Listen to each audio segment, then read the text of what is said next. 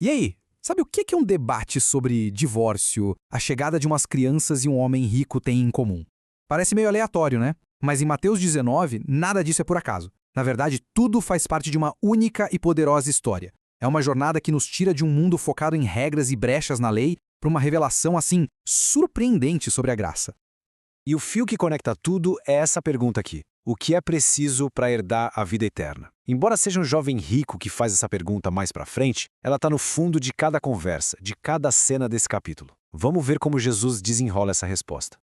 Bom, a história não começa com uma busca sincera por respostas, não. Ela começa com uma armadilha. Os fariseus chegam para testar Jesus, sabe, tentando encurralar ele como uma questão bem legalista, típica de um mundo que era obcecado por regras e por encontrar jeitinhos.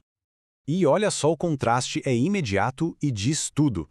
Os fariseus perguntam, o que a gente pode fazer? Eles estão buscando uma brecha, uma justificativa na lei. Já Jesus vira o jogo completamente e pergunta, qual era a intenção original de Deus?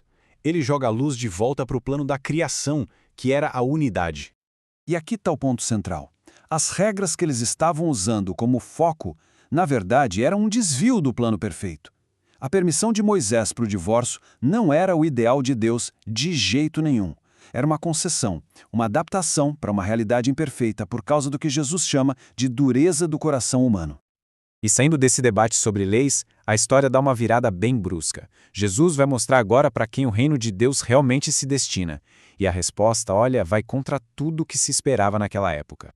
Naquela sociedade, criança não tinha status, não tinha voz, eram vistas quase como um incômodo. Então, quando os discípulos dão uma bronca no pessoal que está trazendo as crianças, eles só estão refletindo os valores do mundo deles. Um mundo focado em poder, em posição, em importância. A resposta de Jesus, então, vira essa lógica de cabeça para baixo. O critério para entrar no reino não é status, não é conhecimento, não é obedecer uma lista de regras à risca.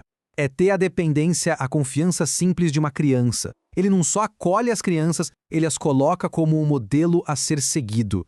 E agora, entra em cena o personagem que para todo mundo ali seria o candidato perfeito. Jovem, rico, com uma boa posição social e, como a gente vai ver, super dedicado à lei. Ele era, basicamente, a personificação do sucesso naquele mundo de regras. Dá para sentir a sinceridade dele, né? Ele corre, ele se ajoelha, mas a pergunta já entrega a mentalidade dele. O que eu farei de bom? Ele parte do princípio que a vida eterna é uma conquista, algo que se consegue através das próprias ações. Mesmo com toda a retidão dele, ele sentia que faltava alguma coisa. E aí ele apresenta o currículo espiritual dele, que é impecável. Ele cumpriu todos os mandamentos que regem o relacionamento com as outras pessoas. Aos olhos dele e da sociedade, ele era um cara justo. Só que cumprir a lista não preencheu o vazio que ele sentia por dentro. Essa pergunta é o coração da crise dele. A justiça por fora não trouxe paz por dentro, nem a certeza da salvação. Ele sabia que faltava algo que ele não conseguia comprar nem conquistar, e foi essa inquietação que o levou até Jesus. E Jesus vai direto na ferida. Ele não dá mais uma regra para adicionar à lista.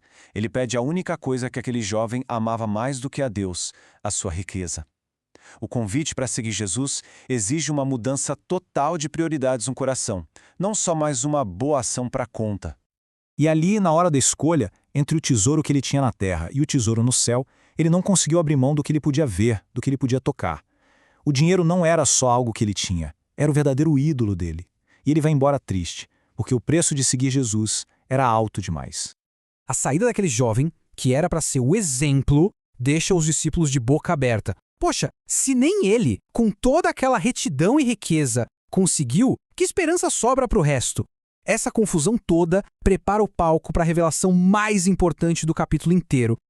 Então Jesus usa essa metáfora que grita impossível, um camelo passando pelo buraco de uma agulha. Isso simplesmente despedaça a visão de mundo dos discípulos. Para eles, riqueza era sinal da bênção de Deus. A declaração de Jesus não é só difícil de engolir, é chocante. Aí os discípulos entram em pânico. Se os ricos, os abençoados, não conseguem, então quem pode? A pergunta deles não é só curiosidade, é desespero. O jeito que eles entendiam o mundo tinha acabado de desmoronar.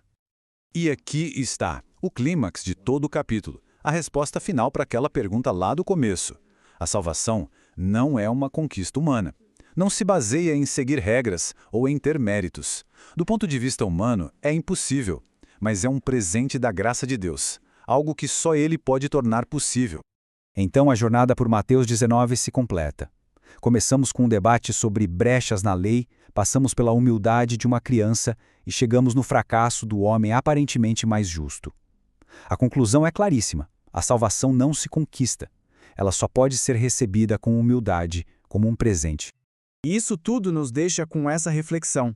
A história do jovem rico nos força a perguntar: qual é o nosso verdadeiro tesouro? O que é que a gente valoriza tanto a ponto de talvez estar nos impedindo de seguir Jesus de todo o coração?